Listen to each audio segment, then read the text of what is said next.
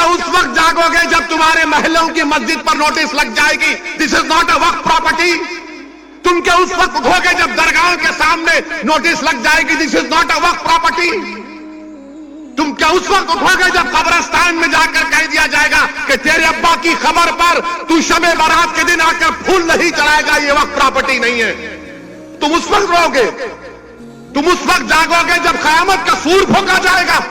ये वक्त है उठने का। अपनी क़यादत को बनाओ, अपने नुमाइंदों को कामयाब करो।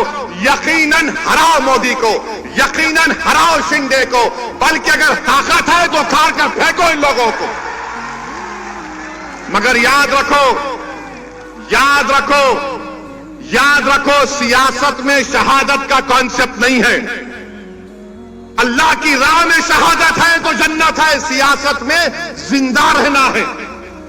तुम जिंदा रहोगे तो नेक अमाल करोगे, तुम जिंदा रहोगे तो काम करोगे। अगर एमआईएम पार्टी के 3 एमपी होते, अख्तरुल ईमान और इम्तियाज जलील मेरे साथ होते, मोदी 10 बार सोचते थे ये बिल को लाए ना लाए। मगर आप थाली मार रहे हैं, आप लोग थाली मारते हैं। अगर हमारे 3 एमपी होते, वो कानून या वो बिल नहीं आता जिसके जरिए नरेंद्र मोदी उनकी सरकार वक्फ को खत्म करना चाहते पूरे भारत में। कोई जायदाद वक्फ की नहीं रहेगी, मेरी बात मैं जिम्मेदारी के साथ कह रहा हूं। कोई जायदाद नहीं रहेगी वक्फ की।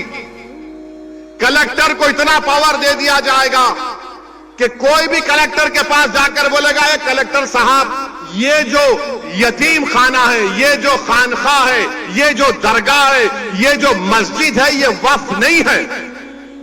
अब मेरे इस बोलने के बाद बहुत से लोग बोलेंगे, ओवैसी तुम क्या कह रहे हो, पागल हो क्या? कोई भी जाकर बोल देगा, अरे ये कानून में लिखा है, इस बिल में लिखा है। क्या लिखा है कि कोई भी रोड चलता आदमी जिसका वक्फ से कोई ताल्लुक नहीं होगा, वो जाकर कलेक्टर को बोलेगा इंक्वायरी ऑर्डर करो। कलेक्टर जैसे इंक्वायरी ऑर्डर करेगा, उसमें कोई टाइम लिमिट नहीं है। जब कलेक्टर इंक्वायरी लिखेगा, इंक्वायरी कंप्लीट होने तक वो प्रॉपर्टी वक्फ की नहीं रहेगी। आपको चले गई प्रॉपर्टी आपके हाथ से, दरगाह आपके हाथ से निकल गई, खानका आपके हाथ से निकल गई, मस्जिदें आपके हाथ से निकल जाएंगी, कब्रिस्तान आपके हाथ से निकल जाएगा। इस तरह का गंदा बिल इस भारत की पार्लियामेंट में मोदी ने पेश किया।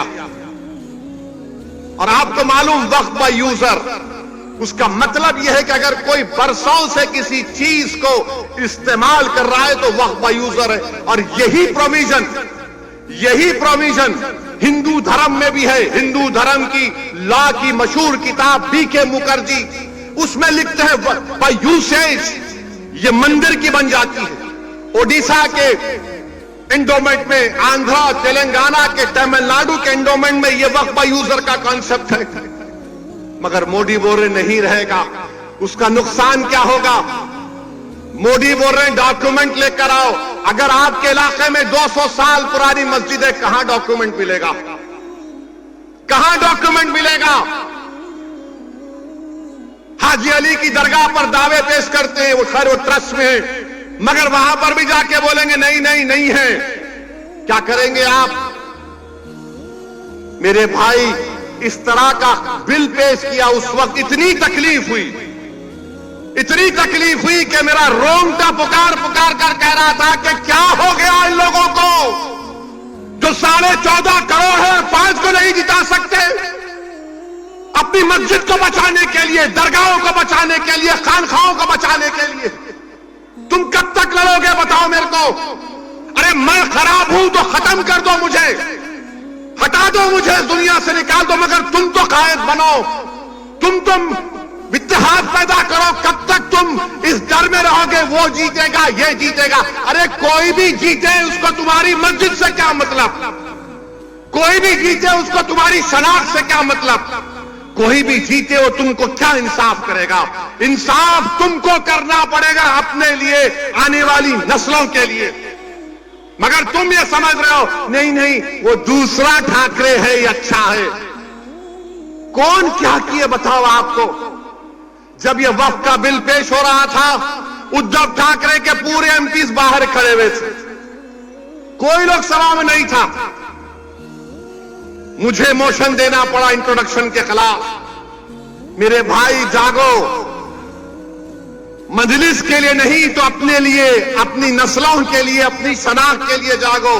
तुम नहीं समझ रहे, तुम्हारी आवाज अगर असेंबली में नहीं होगी, तुम्हारी आवाज अगर कॉरपोरेशन में नहीं होगी, तुम्हारी आवाज जिला परिषद में नहीं होगी, पार्लियामेंट में नहीं होगी, तो कौन तुम्हारी आवाज उठाएगा बताओ। आज ये खतरा हमारे सरों पर मंडला रहा है। अगर मोदी इस तरह के बिल को पार्लियामेंट में दोबारा पेश करेंगे, अगर वो कानून बन जाएगा, खुदा ना खास्ता हम कई मसाजिद, मदरसे, दरगाहें, खानकाएं, कब्रिस्तान की जमीनों को खो देंगे।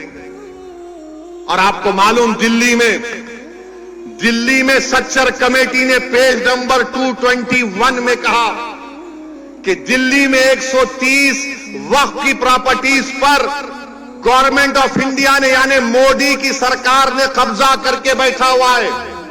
उसकी लागत 2007 में 3000 करोड़ की थी। आज हम 2024 में कम से कम 10,000 करोड़ की प्रॉपर्टीज हैं जो गवर्नमेंट ऑफ इंडिया उस पर एंक्रोच कर रही है, काबिज है। मेरे भाई बताओ, अगर हमारे नुमाइंदे नहीं रहेंगे, हमारी आवाज नहीं उठेगी, तो फिर कौन उठाएगा तुम्हारी आवाज को? मौलाना आजाद को बोलने नहीं देते थे। तुम क्या, कौन सी खेत की मोली हो तुम? मगर सबक तो हासिल करो कि सन 47 के बाद जो मौलाना आजाद से हुआ वो हम पर तो चल रहा है ना, बीत रहा है हम पर मेरे भाई।